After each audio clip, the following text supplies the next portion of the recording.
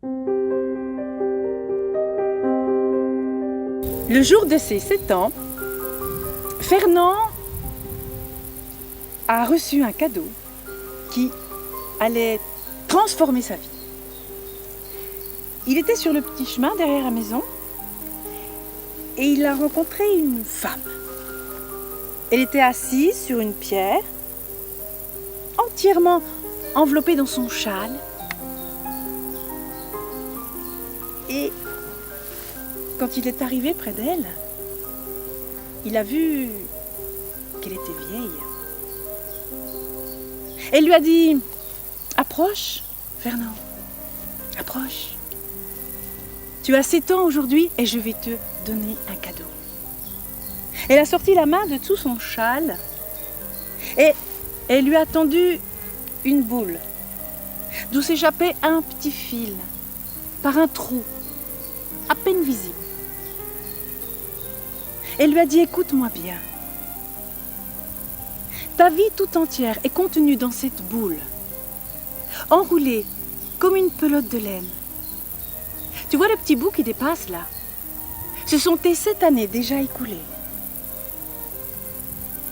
À chaque seconde, lentement, imperceptiblement, le fil s'allonge. Si tu tires sur le fil, le temps s'écoulera plus vite. Tiens, prends, c'est pour toi. » Elle souriait, elle avait l'air gentille.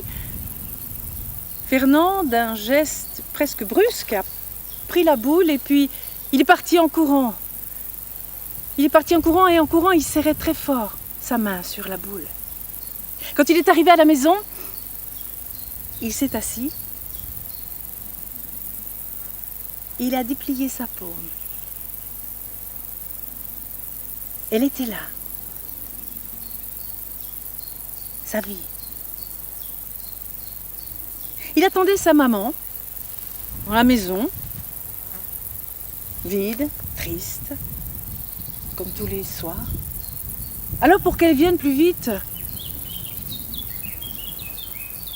rien, 1000 fois rien, à peine. Il a tiré sur le fil. Et la voilà qui est arrivée, toute chargée de paquets, tout essoufflée.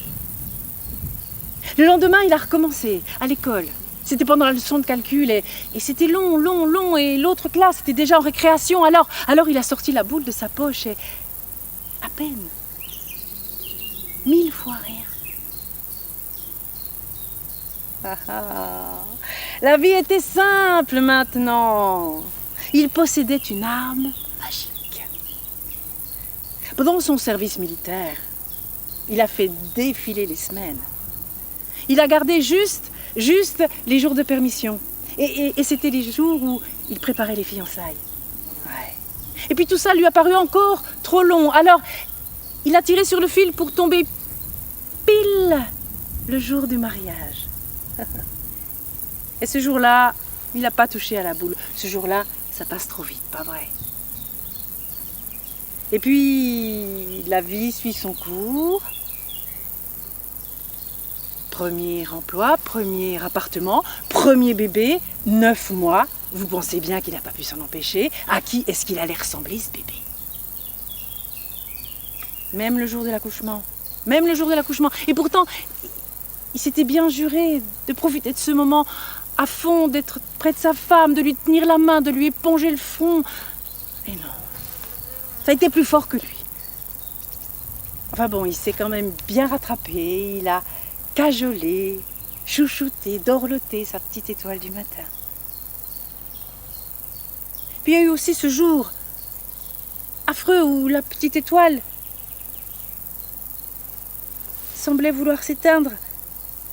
Alors ce jour-là aussi, il a tiré sur le fil. C'était juste une mauvaise rougeole, tout va bien. Et puis, d'autres petites étoiles sont venues briller à son firmament.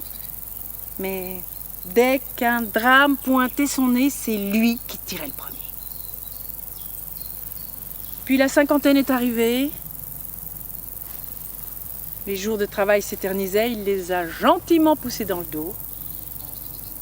C'était aussi pour être plus près d'elle, sa compagne, celle qu'il n'avait cessé d'aimer un seul instant. Elle avait besoin de lui, de plus en plus, et puis bientôt pour tout. Et quand ça n'a plus été elle, eh bien il a abrégé. Et aujourd'hui, il est là sur le petit chemin derrière la maison. Il marche, tout courbé, d'un petit pas appliqué. Il ne sait pas bien pourquoi il est là.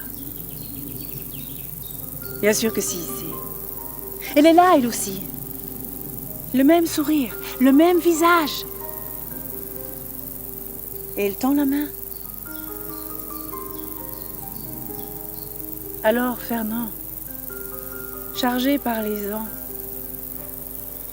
il dépose la boule. La femme le regarde et lui dit « Fernand, dis-moi, quel serait ton vœu le plus cher ?» Et Fernand, sans hésiter une seule seconde, lui répond « J'aimerais vivre exactement la même vie, mais sans la boule. »